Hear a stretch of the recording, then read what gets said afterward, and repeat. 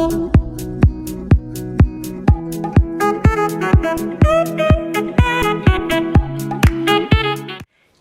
tutti, buon mercoledì e soprattutto buona festa delle mamme a tutte voi. Grazie per le visualizzazioni, grazie per tutte le domande, i commenti, le curiosità che avete, e oggi voglio parlarvi del mio trasferimento dall'Italia a Lussemburgo, perché dovete sapere che sono 7 anni, a gennaio ho fatto 7 anni che sono qui, quindi possiamo dire quasi 7 anni e mezzo che vivo a Lussemburgo definitivamente.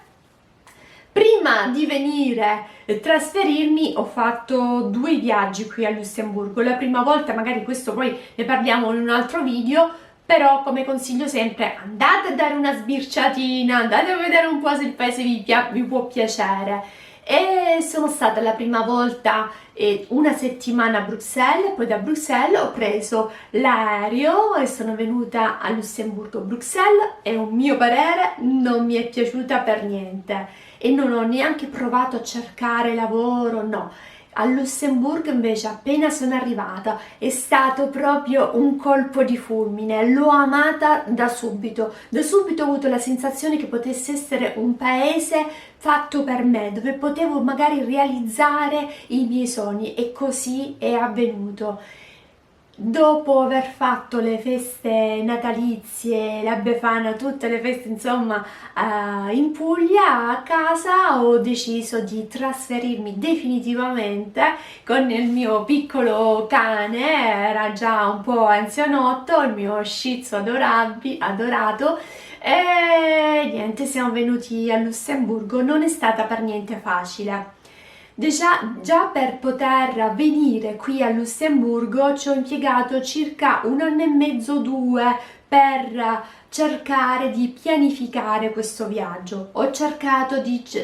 un lavoro prima di tutto e non sono riuscita a trovarlo. Ho provato vari modi, ho inviato un sacco di curricula, non ci sono riuscita. Un alloggio a distanza, neanche quello. Non ho una famiglia a Lussemburgo, non ho mai avuto qualcuno,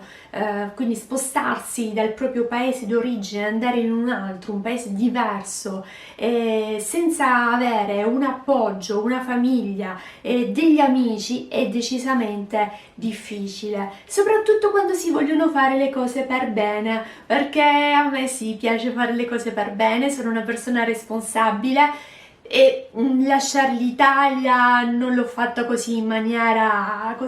avventura, in maniera insomma leggera, anzi ho cercato di pianificare il più possibile, perché una volta arrivata a Lussemburgo non volevo assolutamente perdere tempo, sentivo di aver perso tanto tempo già in Italia, cercavo in Italia di realizzare i miei sogni, avevo la mia laurea in lingue,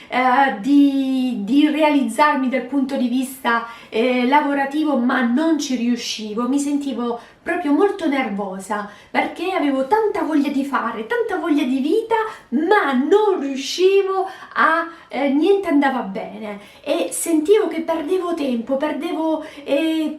spesso per avere una risposta bisognava aspettare tanto tempo, era veramente un qualcosa che non mi ha fatto vivere assolutamente bene. Allora a un certo punto, presa da tutto queste delusioni, da questa grande voglia di vita, che ho deciso di lasciare l'Italia, però ecco, l'ho fatto con le mie forze, le mie sole forze, e a un certo punto, visto che non riuscivo a trovare un lavoro, ho detto mi sposto, vado lo stesso e troverò sicuramente il lavoro una volta che sarò sul posto. Ero ovviamente disposta anche a fare dei lavori più umili per poi arrivare al lavoro che tanto desideravo. L'importante è fare qualcosa di onesto, l'importante è che doveva essere pagato in maniera onesta, tutto insomma, niente di strano. L'appartamento che ho preso in affitto, l'appartamentino, perché avendo un cane non potevo neanche prendere una camera, perché chi si sarebbe occupato di lui per esempio nel momento in cui io non ero in casa? Quindi ho preso un piccolo monolocale e sul contratto c'era scritto che era impossibile avere cani in casa perché le cose qui a Lussemburgo sono completamente diverse dall'Italia. Già, se ci pensate, tra il sud e il nord ci sono molte differenze, molte abitudini che sono veramente a volte anche opposte e figuriamoci quindi dalla Puglia a Lussemburgo. E quindi molti proprietari non affittano a chi ha animali o a chi ha bambini. Quindi nel mio caso avevo un cane, ho firmato un contratto e dopo mi sono resa conto che lui ha visto il mio cane e mi ha detto ma lui non può stare qui, deve andare via.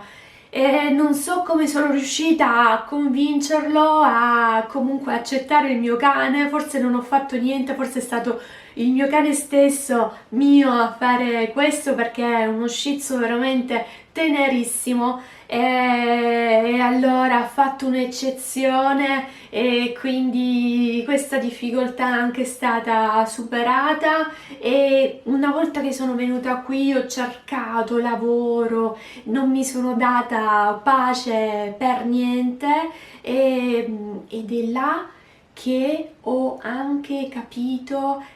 chi sono, soprattutto quanta forza ho, quanta volontà ho, soltanto nel momento in cui ci si testa, no? In un'esperienza forte, da sola, dove tutte le responsabilità sono su di te, è là che tu puoi veramente renderti conto se hai carattere o no. E nel mio caso ho scoperto veramente, già lo sapevo, però ho scoperto ancora di più che avevo il carattere veramente forte, che sono stata veramente abbastanza brava, sì, perché a volte bisogna anche dirselo, io spesso non me lo dico, le persone che erano con me, che mi erano vicine, ancora non me l'hanno detto e forse neanche mai me lo diranno perché forse non se ne rendono conto. È molto più facile lasciare il proprio paese nel momento in cui abbiamo già un contratto di lavoro dall'altra parte del mondo, è molto più facile, o quando abbiamo qualcuno è molto più facile, ma fate come me, lasciate tutto e venite così senza niente, e vedete un po', poi potete dire se è facile o meno, soprattutto fatto in maniera responsabile, non volevo avere nessun tipo di problemi. E quindi è stato veramente molto bella questa esperienza e non sono assolutamente pentita, sono contentissima di aver fatto questo passo e sì, continuerò a stare a Lussemburgo perché mi chiedete a volte anche su Instagram, seguitemi su Instagram se vi va, sempre con Titti Lifestyle, sono contenta di essere in questo paese perché le cose si realizzano, almeno parlo per me e sono sempre piena di progetti, di idee, sono una persona ambiziosa e quindi ho tante voglia di fare e vedo che a differenza dell'Italia nel mio caso le cose avanzano velocemente, a volte non mi dico neanche Tiziana,